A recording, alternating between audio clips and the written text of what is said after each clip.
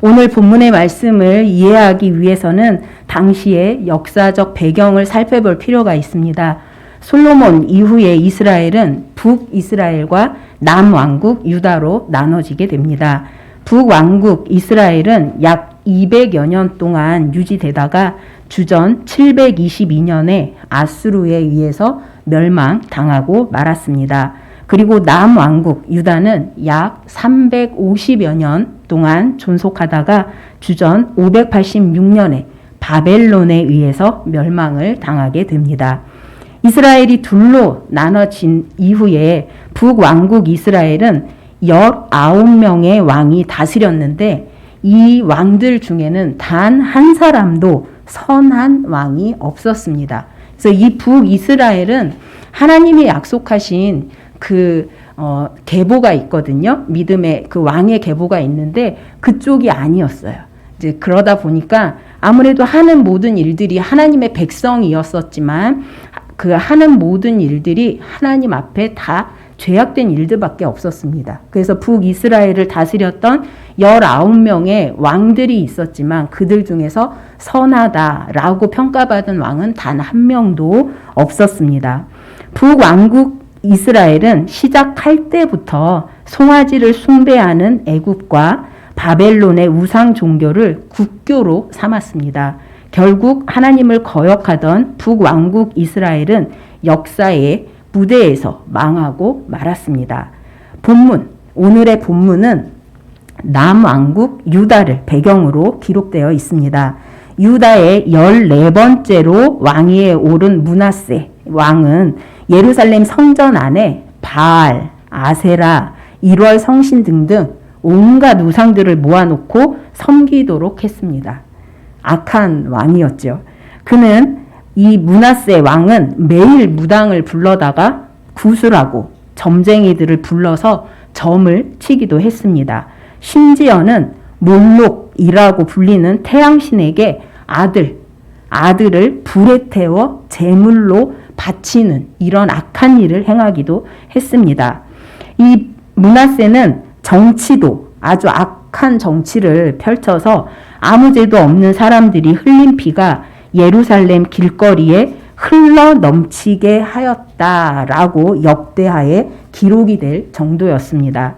이렇게 온 유다를 52년 동안이나 죄와 심판으로 몰아넣었던 이 므낫세가 죽자 그의 아들 아몬이 뒤를 이어서 왕이 되었습니다. 아몬은 이 아버지 왕의 정책을 계속 계승하다가 그 악한 정책을 계속 계승하다가 2년 만에 암살을 당하고 말았습니다. 이제 이 남왕국 유다는 아몬의 아들 요시아가 8살의 어린 나이에 왕위에 오르게 되었습니다. 그런데 이 요시아는요, 8살이라는 아주 어린 나이였었지만 믿음 좋은 신하들의 조언을 받아들였습니다. 그래서 이 나라를 잘 이끌어 가는데요. 종교개혁과 우상, 타파를 실시했습니다. 그러나 이 유다는 너무나도 그 앞전에 므낫세부터 너무나도 악을 저지른 오랜 세월 동안 깊은 죄악 가운데 빠져 있었기 때문에 좀처럼 이렇게 종교개혁을 하고 우상을 타파하고 하는데도 깨어나지를 못하고 있었습니다. 주전 630년경 하나님께서는 이 스바냐 선지자를 세워서 지금 요시야 왕이 개혁 운동을 하고 있는데 이것을 네가 도와라 라고 스바냐 선지자를 세우게 됩니다. 이 스바냐 선지자의 메시지는 굉장히 무시무시한 심판의 경고였습니다. 그것은 스바냐 1장 1절에서 3장 8절까지 계속되고 있습니다. 이 스바냐 선지자를 통하여서 이 유다 백성들의 죄를 지적을 하시는데 그게 1장부터 3장까지 계속적으로 죄를 지적하고 있는 거예요. 그러자 이 유다 백성들 중에 믿음으로 살려고 하는 소수의 사람들마저도 공포에 떨 정도로 그렇게 아주 강력한 경고가 내려지게 되었습니다. 그러니까 이 믿음으로 살고자 했던 사람들조차도 힘을 잃고 너무 무서워서 공포에 떨고 절망에 빠지게 되는 이러한 일이 일어나고 말았습니다.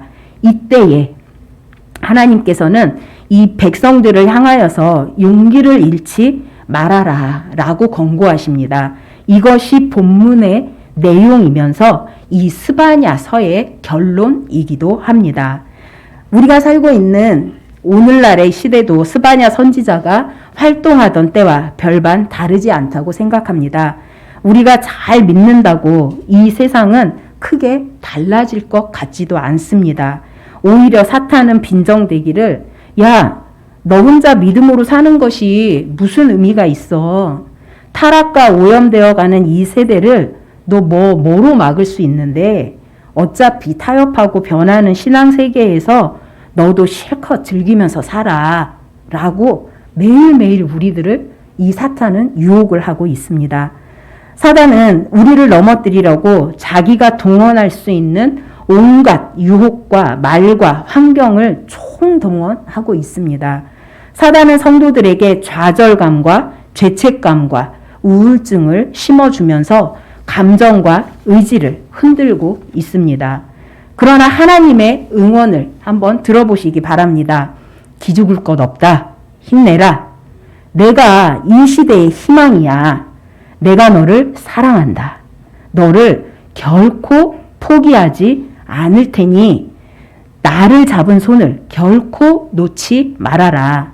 마귀에게 속지 말아라. 내 손을 늘어뜨리지 말아라. 라고 말씀하고 계십니다. 이 시간 내 손을 늘어뜨리지 말라는 제목으로 말씀 전할 때에 많은 은혜 받으시기 바랍니다. 하나님께서 우리에게 내 손을 늘어뜨리지 말라 하신 이유, 그 첫 번째는 하나님께서 모든 죄를 용서하셨기 때문입니다. 본문 14절과 15절을 보시면 시온에 따라 노래할지어다. 이스라엘아 기쁘게 부를지어다. 예루살렘 따라 전심으로 기뻐하며 즐거워할지어다. 여호와가 내 형벌을 제거하였고 내 원수를 쫓아냈으며 이스라엘 왕 여호와가 내 가운데 계시니 내가 다시는 화를 당할까 두려워하지 아니할 것이라고 했습니다.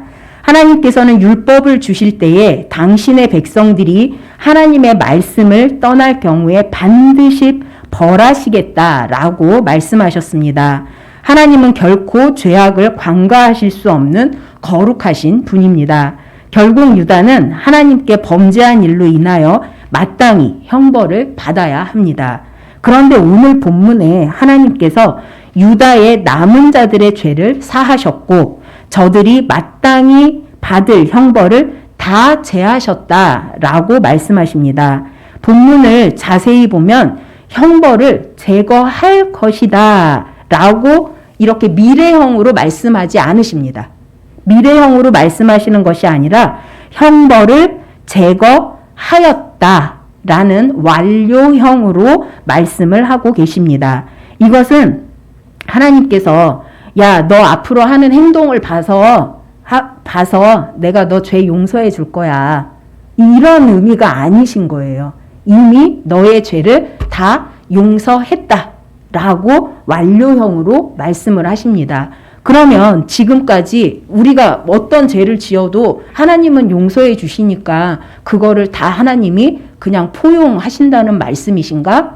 라는 이렇게 잘못 받아들일 수도 있는데 그러한 의미가 아니고요.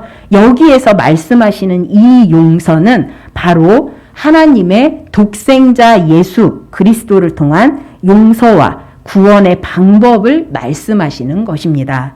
그뿐만 아니라 하나님께서 저들의 왕이 되시기에 그의 백성된 이들은 더 이상 화나 재앙을 당할까 두려워하지 않게 된다라는 말씀입니다. 그렇다면 본문의 말씀은 바벨론 포로에서의 구원을 넘어서서 신약 시대에 도래할 메시아를 통한 영원한 구원과 용서를 알리는 장면입니다. 그런데 오늘날 성도들이 교회에 나오고 예수님을 믿는다 하면서도 기쁨으로 살지 못하고 손을 늘어뜨리고 낙심하는 경우가 매우 많이 있습니다. 그 이유가 무엇이겠습니까? 그것은 다 죄 때문입니다. 하나님을 믿는다 하면서 하나님의 뜻대로 살지 못하고 하나님의 뜻을 알면서도 죄 가운데 사는 모습들이 낙심하게 만드는 것입니다. 죄의식과 죄책감이 자포자기하게 만들고 낙담하게 만들고 절망하게 만듭니다. 나 같은 사람이 내가 뭘 할 수 있을까? 이런 생각이 이 손을 늘어뜨리게 만듭니다. 마귀는 지금도 죄에서 해방된 우리를 다시 죄의 쇠사슬 아래로 끌고 가서 묶어놓고 우리로 하여금 죄책감에 시달리도록 만들려고 하고 있습니다. 마틴 루터가 종교개혁을 행할 당시 그의 지하 서재에서 독일어로 성경을 번역하고 있을 때였습니다. 그때 마귀가 자주 나타나서 루터의 양심을 괴롭혔습니다. 마귀는 큰 종이에, 아주 커다란 종이에 깨알 같은 글씨로 이 루터의 죄를 다 적어 놓은 거예요. 다 적어 놓으면서 이것은 네가 그동안 범죄한 죄의 목록이야. 이런 죄인이 무슨 거룩하신 하나님의 일을 하려고 그래. 라면서 계속 이 마틴 루터를 계속 시비를 걸고 계속 괴롭히는 거예요. 그런데 이 루터는 그것을 보니까 그게 다 사실이에요. 자기가 지었던 죄가 다 맞아요. 그러니까 기가 죽는 것입니다.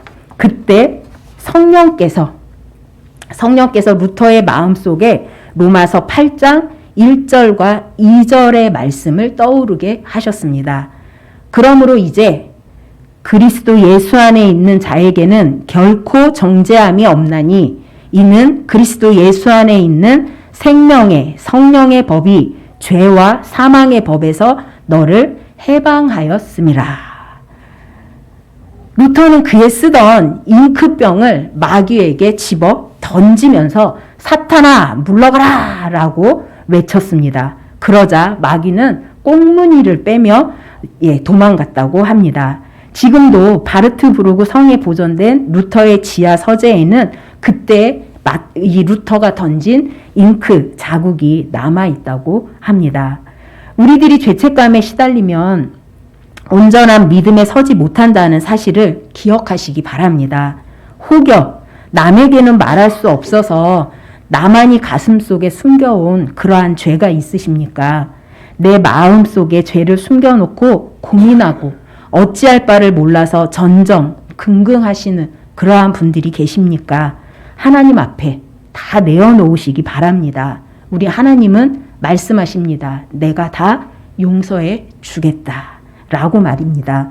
이사야 선지자는 여호와께서 말씀하시되 오라 우리가 서로 변론하자 너희 죄가 주홍 같을지라도 눈과 같이 희어질 것이요 진홍같이 붉을지라도 양털같이 되리라고 말씀하셨습니다. 사도 요한은 만일 우리가 우리 죄를 자백하면 저는 미쁘시고 의로우사 우리 죄를 사하시며 모든 불의에서 우리를 깨끗게 하실 것이요 라고 했습니다. 하나님은 범한 죄로 인하여서 내 손을 늘어뜨리지 말라고 하십니다. 오히려 그리스도 안에서 용서받았다는 사실에 기쁘게 노래하라 라고 하십니다. 전심으로 기뻐하며 즐거워하라 라고 말씀하고 계십니다. 모든 성도님들이 용서의 은총에 감사하면서 하나님의 진정한 자녀답게 살 수 있기를 소원합니다. 내 손을 늘어뜨리지 말라고 하신 이유 두 번째는 하나님께서 우리와 함께 하시기 때문입니다. 본문 16절과 17절을 보시면 그날에 사람이 예루살렘에게 이르기를 두려워하지 말라 시온아 내 손을 늘어뜨리지 말라 너의 하나님 여호와가 너의 가운데에 계시니 그는 구원을 베푸실 전능자이시라 그가 너로 말미암아 기쁨을 이기지 못하시며 너를 잠잠히 사랑하시며 너로 말미암아 즐거이 부르며 기뻐하시리라 하리라고 했습니다. 하나님께서는 심판의 메시지를 듣고 절망하고 두려워 떨며 손을 늘어뜨리고 있는 이 유다 백성을 위로하고 계십니다. 내가 너와 함께하고 있다. 내가 너를 구원하는 전능자이다. 너를 생각하면 기쁨이 넘쳐난다. 내가 너를 사랑하고 있다. 내가 너로 인하여 즐거워하고 있다. 라고 위로해주고 계십니다. 하나님의 임재하심, 하나님의 구원하심, 하나님의 사랑하심, 하나님의 기뻐하심이 이 유다 백성을 향하고 있고 지금 오늘날에 우리를 향하고 있다라는 사실을 기억하시기 바랍니다. 간혹 사람들은 나는 참 고독하다. 나는 참 외롭다. 나 참 쓸쓸하다. 이런 말들을 합니다. 우리의 고독과 우리의 외로움과 우리의 쓸쓸함은 인간이 가지고 있는 가장 기본적인 감정의 한 부분입니다. 그러나 그 외로움과 고독함과 쓸쓸함이 어쩌면 이 사탄 마귀가 우리의 마음을 도둑질해 감으로 해서 생겨난 것일 수도 있습니다. 20세기 미국 문학을 대표한 해밍웨이는 노인과 바다라는 작품을 통하여서 노벨 문학상을 받았습니다. 그는 세계적인 명성을 가지고 역동적인 활동을 했습니다. 그러나 그는 마음속에 일어나는 허무함, 외로움, 고독함, 쓸쓸함을 견디지 못한 나머지 자기가 가장 아끼던 엽총을 입에 물고 자살하고 말았습니다. 그의 유서에는 이런 말이 적혀 있었습니다. 나는 전류의 흐름이 그치고 필라멘트가 끊어진 전구처럼 고독하다. 해밍웨이는 하나님 없는 자기 인생의 마지막 절망적인 심정을 이렇게 표현한 것입니다. 그러나 하나님의 자녀는 어떠한 상황 속에서도 절망하고 낙담하고 주저앉아서는 안 됩니다.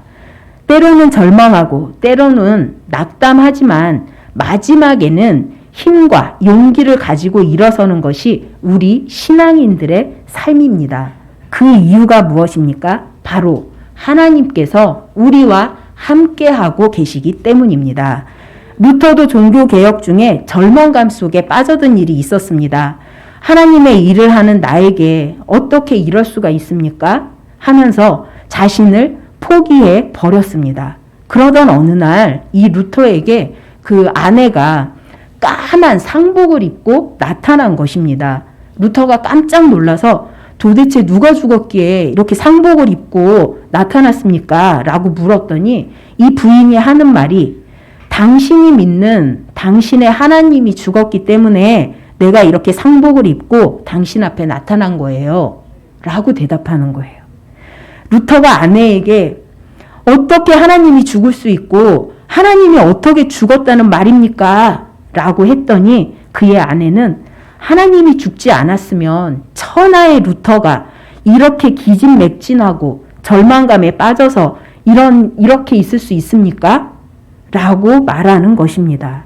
그 말을 듣고 루터는 크게 깨닫고 용기를 내게 되었습니다. 믿음의 선배 다윗도 말할 수 없는 절망과 낙담에 사로잡힌 적이 있었습니다.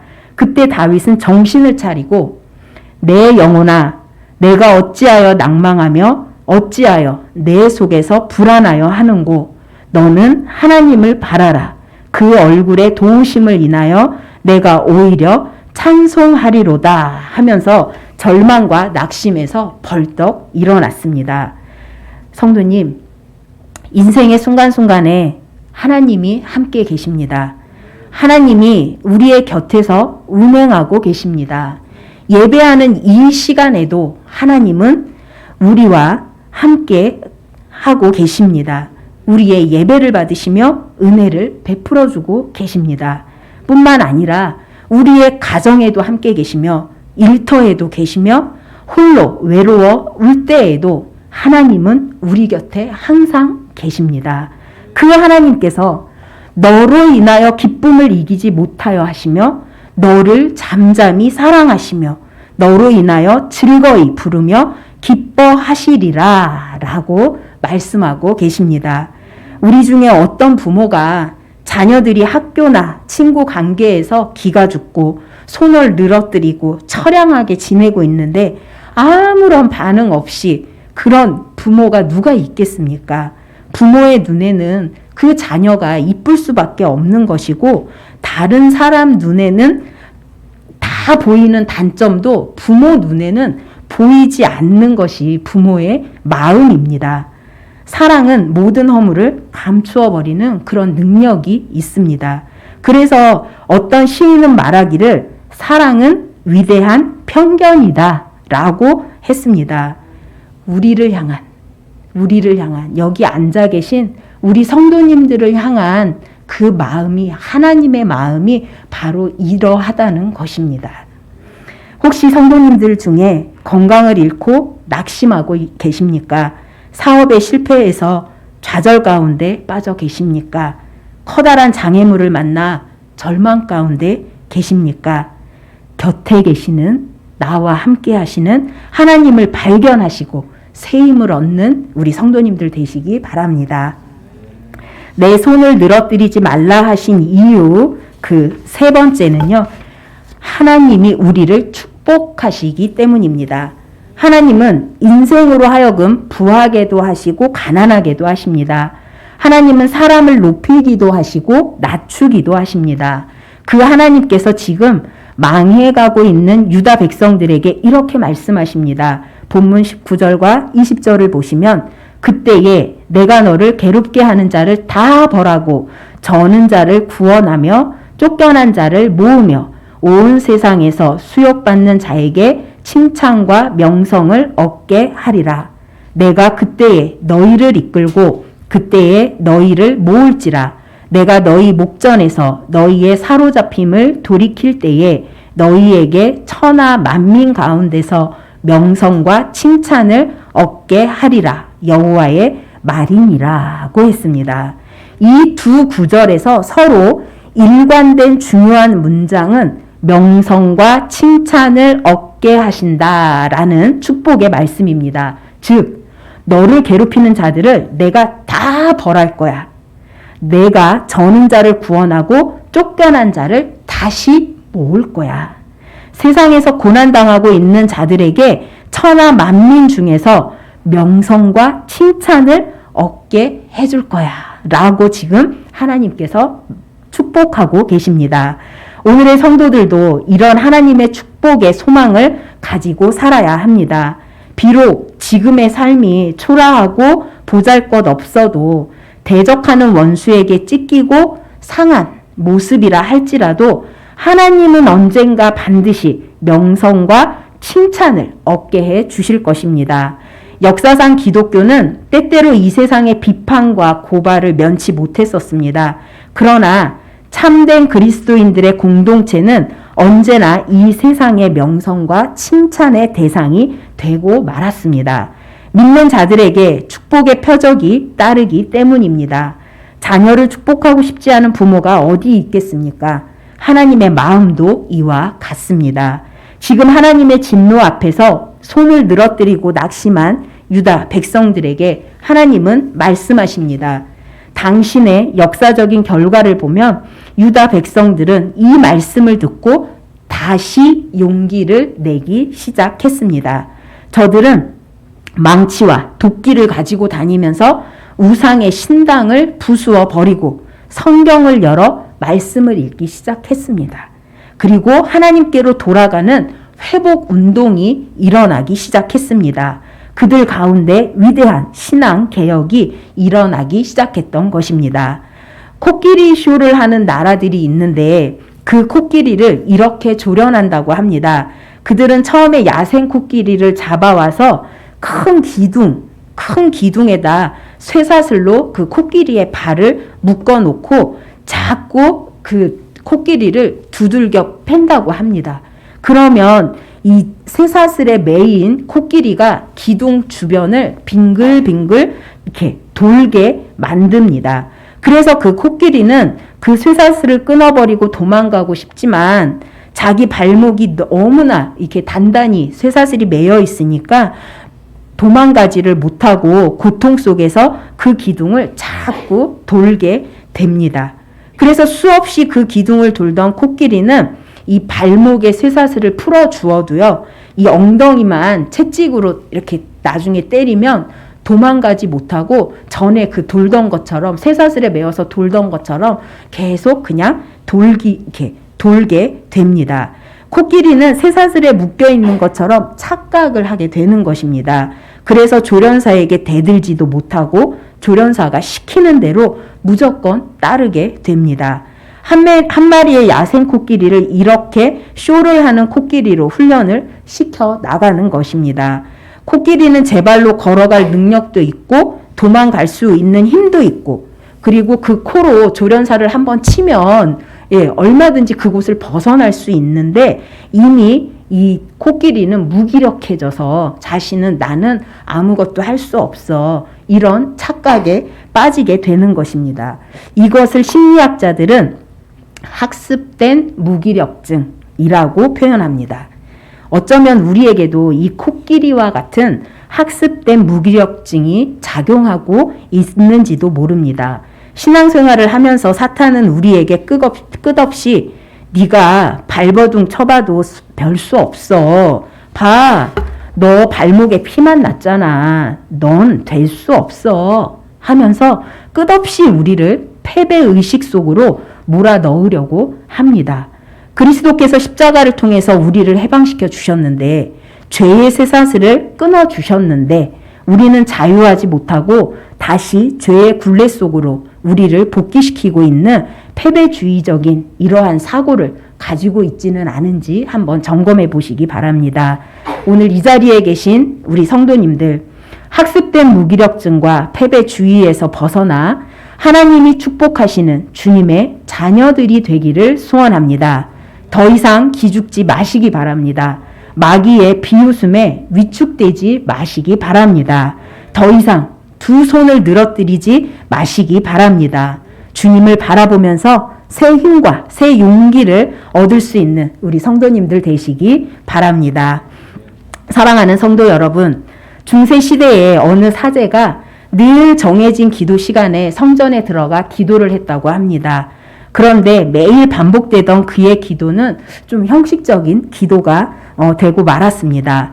기도하지만 정작 하나님께서 내 기도를 들어주실까? 라는 이러한 생각으로 그냥 기도는 하고 있지만 어떤 그런 하나님의 기도의 응답에 대한 확신이 없었던 것 같습니다. 그래서 무의식적으로만, 습관적으로만 기도하고 있을 뿐이었습니다. 그러던 어느 날 생각지도 못했는데 어느 때와 다른 때와 똑같이 기도를 하고 있는데요. 갑자기 너무나도 분명한 목소리가 귀에 들린 것입니다. 내가 너를 축복하리라 라는 음성이 들렸습니다. 너무 뚜렷하게 들렸습니다. 그러자 예상하지 못했던 음성을 듣고 이 사제는 기절을 해버리고 말았습니다. 항상 같은 시간에 들어가서 하나님 축복해 주세요, 응답해 주세요, 그렇게 기도를 했지만 정작 하나님의 말씀이 들리니 너무 깜짝 놀라서 정말 이런 일이 일어나는 거야? 깜짝 놀라서 그 자리에서 기절을 하고 말았던 것입니다. 이것은 하나님을 믿는다고 하면서도 실제로는 믿음이 없이 기도한 아주 단편적인 예라고 할 수 있습니다. 오늘날 우리 신앙생활에 있어서 최대 위기는 구원의 감격이 사라지고 있다는 것입니다. 십자가의 감동을 잃어버리고 실망에 빠진 사람들이 교회 안에 너무나도 많습니다. 우리 가운데도 가슴이 답답하고 메어지는 아픔을 간직하고 있는 사람들이 있습니다. 그들을 향하여 주님은 말씀하십니다. 내가 너의 모든 죄를 용서하였다. 내가 너와 함께하며 너를 사랑한다. 내가 너를 축복할 것이다. 이 사실을 분명하게 보여주는 사건이 바로 예수 그리스도의 탄생 사건입니다. 예수님은 우리와 같은 육체를 입고 이 땅에 오신 하나님이십니다. 주님의 말씀 앞에 손을 늘어뜨린 사람들이 새롭게 일어나기를 소원합니다. 꿈틀거리고 생동하기를 원합니다. 찬양하고 기도하며 말씀을 붙잡고 세상을 향하기를 원합니다. 우리가 믿고 의지하는 하나님은 우리의 죄를 용서해 주셨습니다. 하나님은 멀리 하늘에만 계신 분이 아니고 바로 우리 가운데 지금 내 옆에 계시며 나를 사랑해주고 계십니다. 하나님은 우리를 축복하셔서 칭찬과 명성을 얻게 하십니다. 예수 그리스도로 말미암아 얻게 된 이 축복이 우리 건축위원회 위에 또한 이 자리에 함께 하신 우리 모든 성도님들에게 함께 하시길 소원합니다. 이 시간 함께 기도하시겠습니다. 우리 함께 기도하실 때 우리가 살아갈 때 참으로 우리 괴롭고 고통스럽고 또 어쩔 때는 절망에 빠지게 되는 그러한 일들이 있을 수 있습니다. 하지만 지금 오늘 우리 주님은 말씀하십니다. 야, 낙심하지 마. 네 손을 늘어뜨리지 마. 내가 너의 모든 죄를 용서해 주었어. 내가 너와 함께 하자니 내가 너를 축복할 거야 라고 말씀하십니다. 이 사실을 기억하시며 하나님 앞에 소망 있는 삶을 살아갈 수 있는 믿음의 사람이 되어질 수 있게 해달라고 이 시간 함께 기도하시겠습니다.